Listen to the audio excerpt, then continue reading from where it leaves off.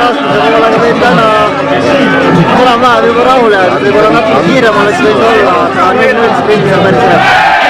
Kuidas sa võrdled enda enesetunnet võrreldes sinu eelmise võistlusega, kas on parem, kehvem, sama? Oli see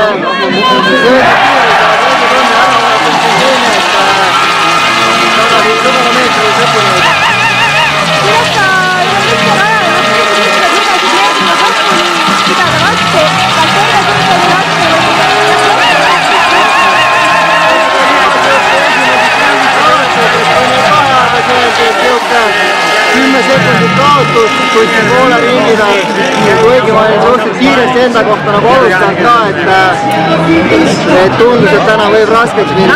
Kui ma teine ring veel selle kiire laskmise peal tõhuli panin, siis oli küll selline tunne, et vist ei jõuagi täna. Mis eesmärgid sealt nüüd siit edasi?